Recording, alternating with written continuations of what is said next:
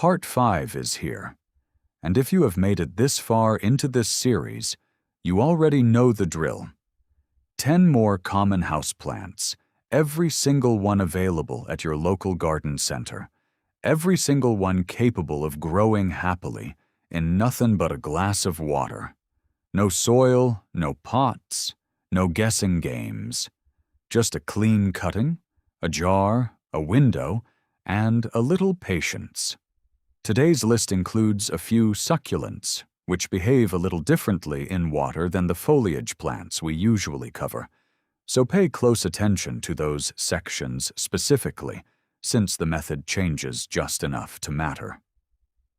As always, everything here is backed by real plant science, and every plant is something you can actually walk into a store and find, not some rare specimen you will spend weeks tracking down. Let us get into it. Number 1. Prayer plant. Prayer plant, botanically Maranta leuconura, earns its name from a fascinating daily behavior. Its patterned leaves, marked with bold veins in shades of green, red, and cream, fold upward each evening as though pressed together in prayer, then slowly unfold again each morning as light returns.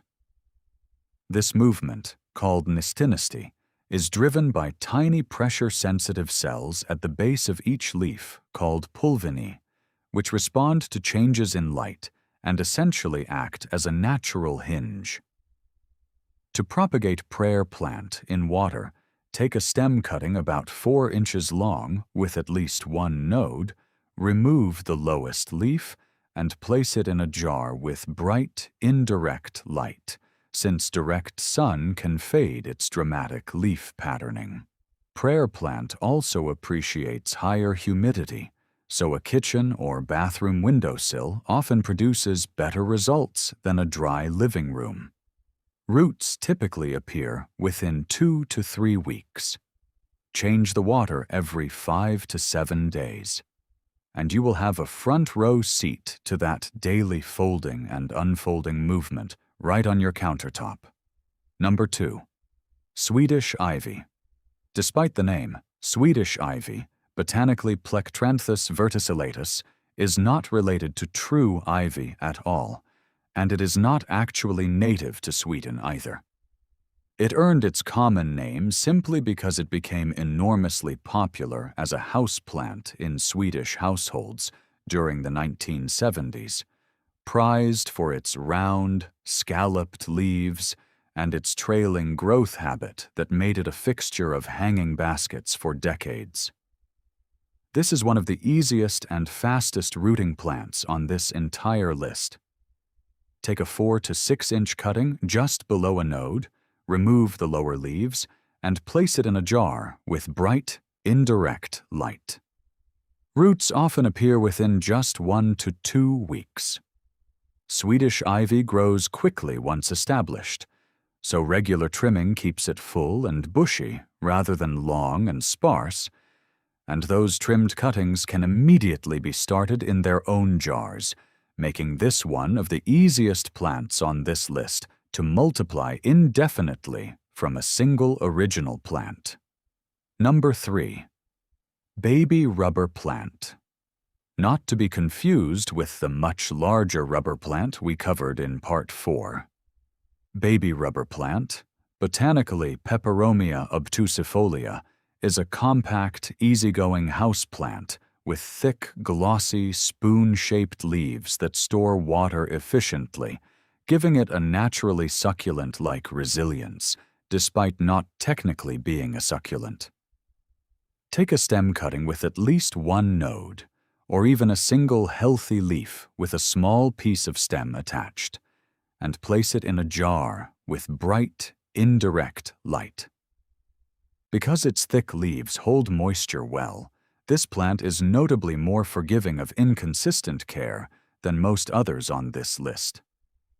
Roots typically take 2 to 3 weeks to develop. Peperomia is also naturally compact, rarely growing more than a foot tall, which makes it an excellent choice for a small windowsill jar that will not quickly outgrow its space. Number 4. String of pearls. Here is where we shift into succulent territory, and the method changes accordingly. String of pearls, botanically Senecio raulianus, produces long trailing stems covered in small, round, pea-like leaves that store water, an adaptation that evolved in the arid regions of southwest Africa, where this plant originates. Because succulent tissue is highly prone to rot if fully submerged, string of pearls should not be propagated the same way as the foliage plants we typically cover. Instead, take a 4 to 6 inch cutting. Let the cut end dry and callus for 24 to 48 hours. Then rest the cutting in a shallow dish so that only the very bottom half-inch of stem touches the water, with the trailing beads staying completely dry above the surface. Place it in bright light, including a few hours of direct sun. Roots develop slowly, typically 3 to 5 weeks, and patience here is genuinely important, since rushing this process by submerging too much of the stem is the single most common reason string of pearls cuttings fail. Number 5. Jade Plant. Jade plant, botanically Crassula ovata, is one of the most recognizable succulents in the world, with thick, glossy, coin-shaped leaves on sturdy branching stems that can eventually take on a tree-like appearance over many years. Native to South Africa, it has become a popular gift in many cultures, specifically because its round, coin-shaped leaves are associated with prosperity and good fortune. Like string of pearls, jade plant requires the shallow water method rather than full submersion. Take a stem cutting or even a single healthy leaf. Allow the cut end to callus for at least 24 hours. Then rest it in a shallow dish with just the very base touching water. Place it in bright light with several hours of direct sun daily, since jade plant genuinely thrives in strong light and can become leggy and pale without it. Roots typically appear within 2 to 4 weeks. Once a healthy root system forms, jade plant can continue growing in shallow water indefinitely, though transitioning to a well-draining succulent soil mix will support the sturdier, more tree-like growth this plant is famous for over the long term. Before we move into the second half of this list, if you are working with any of the succulents we just covered for the first time, remember that shallow water touching only the very base is the key difference from everything else in this series. Drop a comment if you have questions about any specific plant. I read every single one. And if you have not subscribed yet, now is a great time, since we cover practical, real plant science content just like this every single week. Let us keep going. Number 6. Polka Dot Plant. With leaves speckled in vivid pink, red, or white spots scattered across green foliage, Polka Dot Plant, botanically Hypoestes philostachya, brings genuine color to a windowsill without needing to flower at all. Native to Madagascar, its unusual, almost hand-painted leaf pattern made it an instant favorite when it was introduced to wider cultivation in the 20th century. Take a stem cutting about 4 inches long, just below a node. Remove the lower leaves and place it in a jar with bright, indirect light. This plant roots quickly, typically within 1 to 2 weeks. Polka Dot Plant does best with consistently warm temperatures and can be sensitive to cold drafts, so avoid placing it directly against a window pane in winter.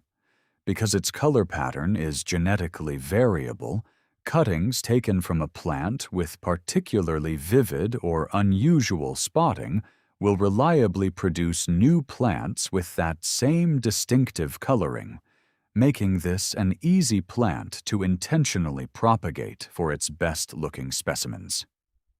Number 7. Sweetheart Hoya. Hoya Carey has become one of the most recognizable gift plants in recent years, for one simple reason: its thick, fleshy leaves are naturally shaped almost exactly like a heart. Native to Southeast Asia, this slow-growing succulent vine is part of the same genus as the variegated Hoya we covered in our Rare Plants video. But this particular species is common, affordable, and widely available specifically because of that charming leaf shape. A single leaf with a small piece of stem attached, called a petiole, can be used for propagation, though it is worth knowing up front that a single leaf cutting without any stem node attached will often survive for a very long time without ever producing new growth, since Hoya Carey leaves alone lack the growth point needed to sprout a new vine. For the best chance at an actively growing plant, use a cutting that includes at least one small node along the stem. Let the cut end callus for 24 hours, then place it in a jar with just the base in water, following the same shallow method as our other succulents today. Place it in bright, indirect light. This is a genuinely slow-growing plant, even under ideal conditions, with new growth sometimes taking 2 to 3 months to appear, so patience is essential. Number 8. Watermelon Peperomia. With leaves striped in silver and deep green in a pattern that closely resembles the rind of a watermelon, this plant, botanically Peperomia argyrea, is prized purely for that striking, almost painted-looking foliage pattern. Like the baby rubber plant we covered earlier, it belongs to the large and varied Peperomia family, known collectively for their thick, water-storing leaves.